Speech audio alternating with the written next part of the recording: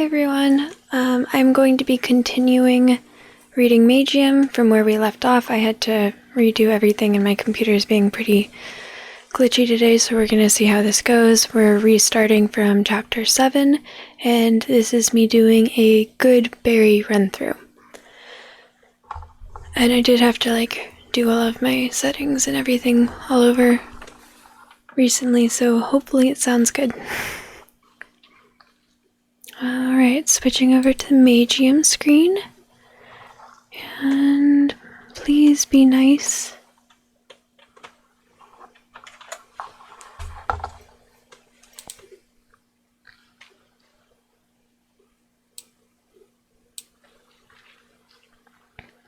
Okay. Because it's so glitchy, sometimes you can see the screen, sometimes you can't. Oh, I was talking to the game. I want the game to be nice.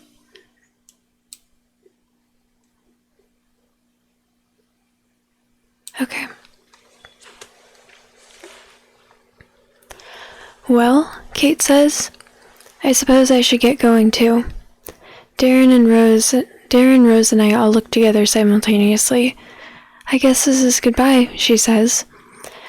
We've had our ups and downs, but I'm really glad that I got to spend this short amount of time with you. Thank you all very much for the patience you've shown me. She then takes a deep bow and prepares to take her leave. Kate? What are you saying all of these... Kate, what are you saying all of a sudden? Rose asks her. You do realize we're coming with you, right? We are? Darren starts to say, but I hit him in the side with my elbow. I mean, of course we are, naturally.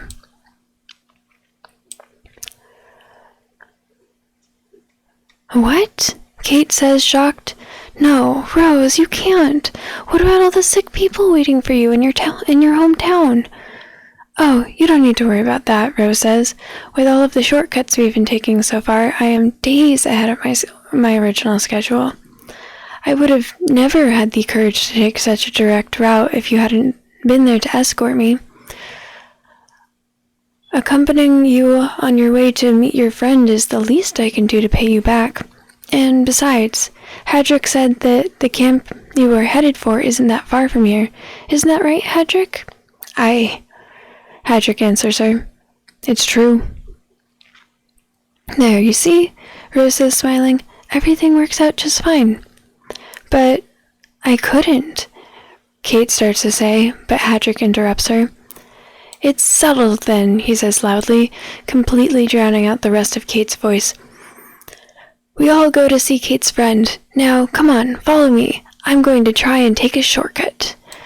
With these final words, we all grabbed our backpacks and hurry up to follow Hadrick. Kate stands there for a few moments, unsure of what to do, but then she decides to follow him too, and before long, she starts walking side by side with us again, as if our previous discussion never even took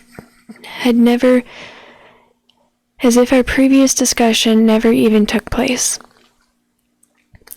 We walk in complete silence for a few minutes. Kate has always been the silent type, so I'm not really surprised about her, but I don't think I've ever seen Darren go for more than a minute without opening his mouth. He must still be in shock after what he's heard about the beacon. He's probably still having a hard time internalizing that information, given how adamantly he's been holding on to the opinion that Kate was a banshee until now. Boy, you guys sure are a quiet bunch, Hadrick says after a few minutes of awkward silence. Fine, I'll break the ice then. Come on, ask me anything. Why did you rush to defend Kate earlier in the clearing? How did you and Kate's friend meet? Do all dwarves really have ale running through their veins instead of blood?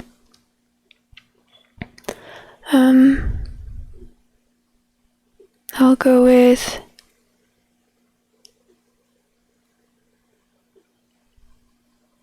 You know what? I'll save here. I can go back if I don't like the answer.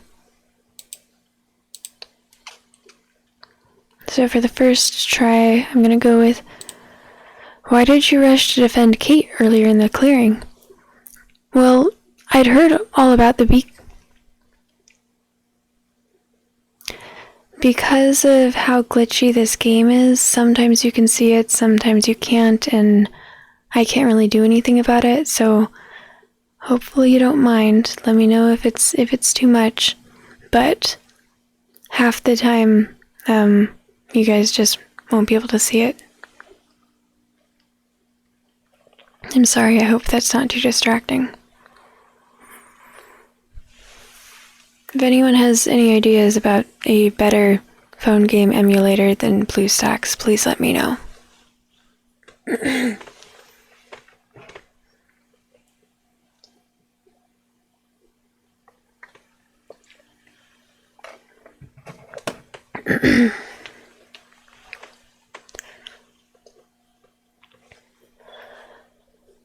Why did you rush to defend Kate earlier in the clearing? Well, I'd heard all about the beacon from Kate's friend, and she also taught me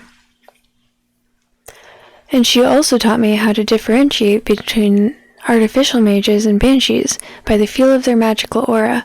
I couldn't just stand by and let a tragedy happen before my eyes because of an unfortunate misunderstanding. Could you please tell me how you and Diane met? Diane? The dwarf says, confused. Oh, right. That's what your friend is called. We met by chance this afternoon while I was searching for a powerful opponent to fight. I mistook her for a banshee and was excited at the prospect of having a one-on-one battle with such a strong challenger. Unfortunately for me, she proved to be a bit too powerful, and she neutralized me with a single spell. Her friends in the blue robes ordered her to finish me off, but she refused to do it. They eventually stopped trying to reason with her and told her to just make sure I don't stand in their way anymore.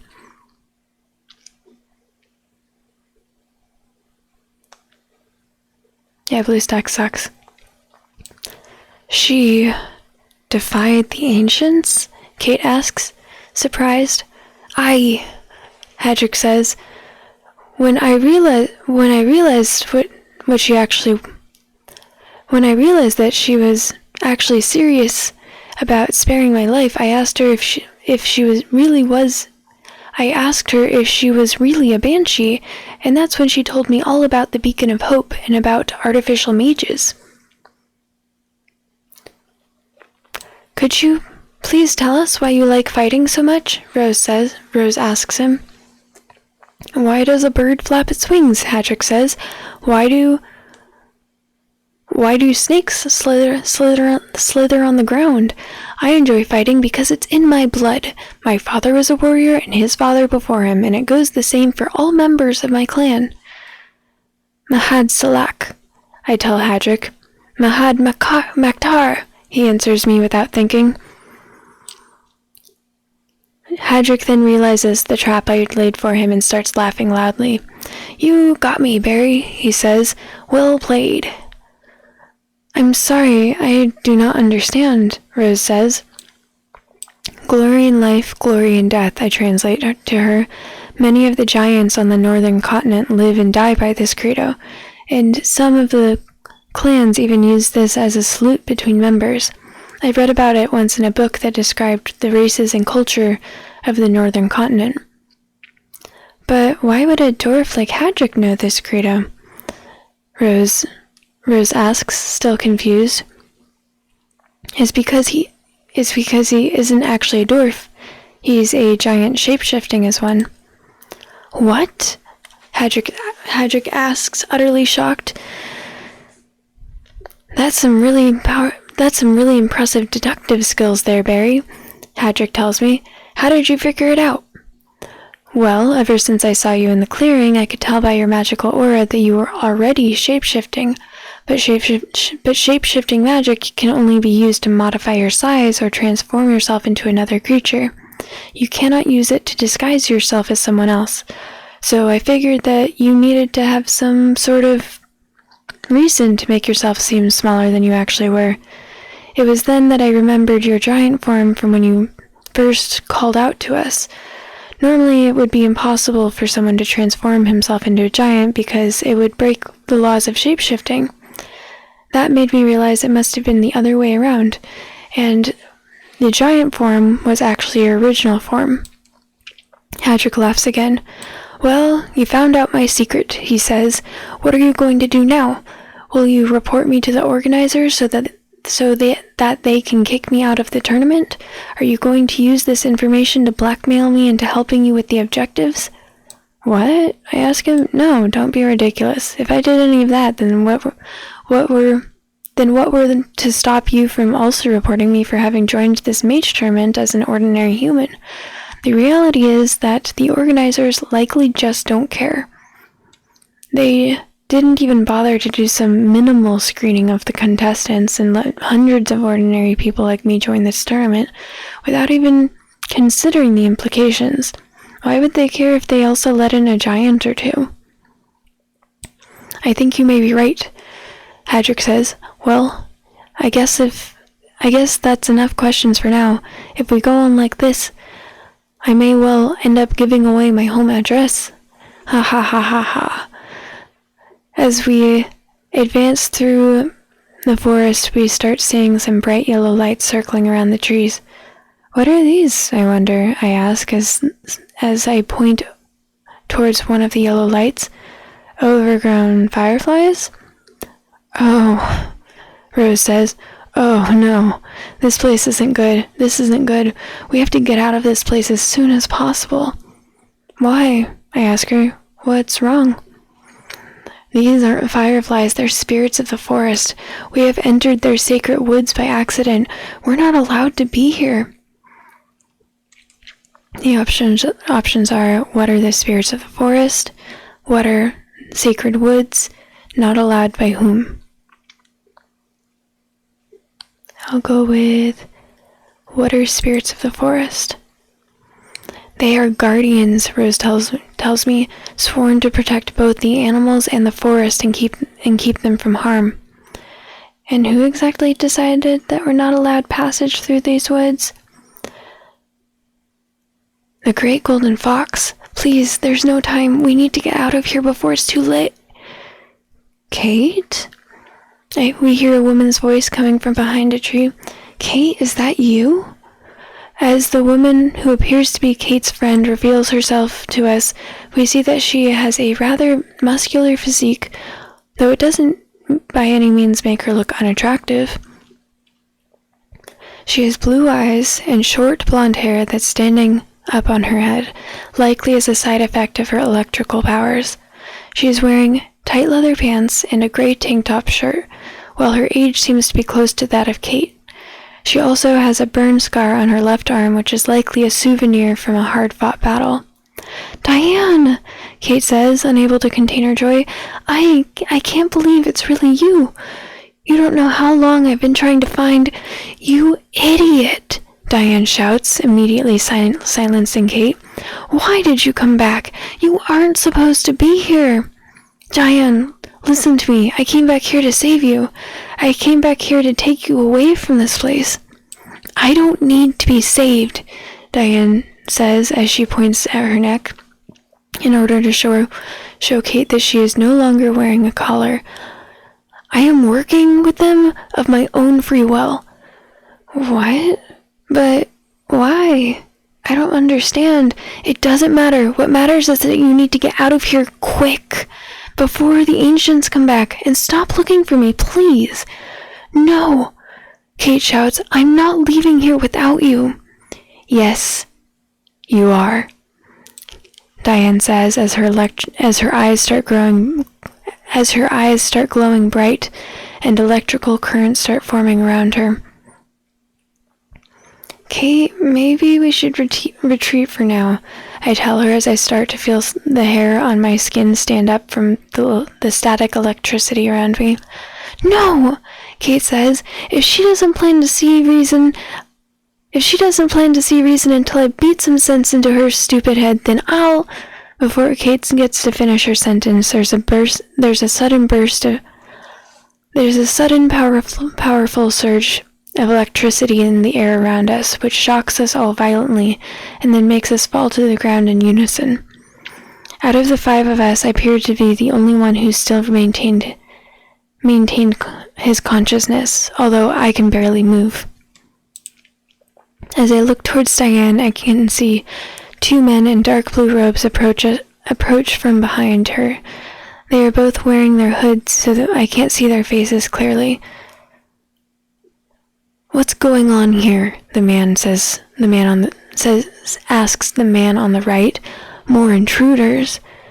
"Look," says the one on the left. "One of them is the dwarf that she refused to kill this afternoon. He's brought his friends with him this time." He turns to Diane. "Well, what are you waiting for? Finish them off. Are you waiting for them to bring even more friends to take their revenge on us?" "No," she says, "I won't kill them." "Typical," says the man on the right. "Move over, I'll finish them myself. If you dare to lay even a finger on them, I will murder you here and now," Diane says.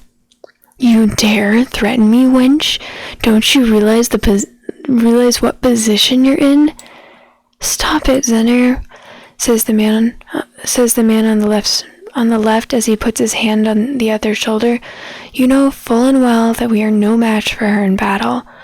Come on, let's make preparations for our departure. We shouldn't linger here for much longer now that our location has been compromised." "You're right," says Zenir as he calms down. We should get ready to leave here as soon as possible." He then points menacingly towards Diane and says, Lady Meredith will hear of this, I assure you." "I'm counting on it," Diane says, smiling defiantly. Zenir frowns, and then he goes to follow his ally back to their main camp. Once the 2 of us are no longer visible, Diane turns back towards the 5 of us, and she notices that I'm still conscious. "You're still awake?" Diane says as she approaches me. "Strange, that high voltage should normally make you all lose your consciousness. So why are you the only one that maintained his awareness?" When she gets closer to me, she looks shocked for a brief moment, and then she smiles. "I see," she says. "You are a Lasathi. Kate must really trust you if she's willing to travel with you despite this fact." "Wait," I start to tell her. "Why are you—" "Take good care of her, will you?" Diane says, smiling as she puts a finger on my forehead. "I'm counting on you to keep her safe from now on." She then sends a surge of electricity throughout my entire body, and the last thing I see is her sad smile as I slowly lose my consciousness and everything goes dark.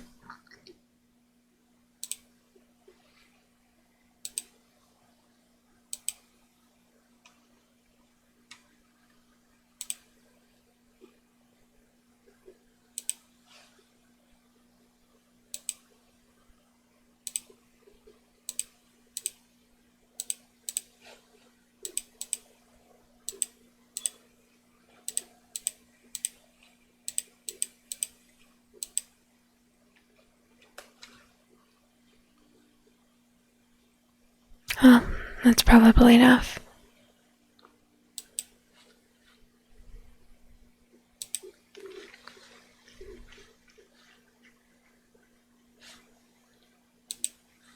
Alright, now that I've finished chapter 7, I'm getting tired, so I'm going to call it a night. If anyone has knows of a better phone game emulator for PC, please let me know, because BlueStacks is no bueno so far. Alright, I'm going to call it a night. Thank you everyone who is still here, who's been lurking or hanging out. I hope that this was relaxing. yeah, you are all are wonderful, and I hope you all are having a wonderful day or night or whatever it is, wherever you are. I appreciate you guys, love you guys, thank you. Good night.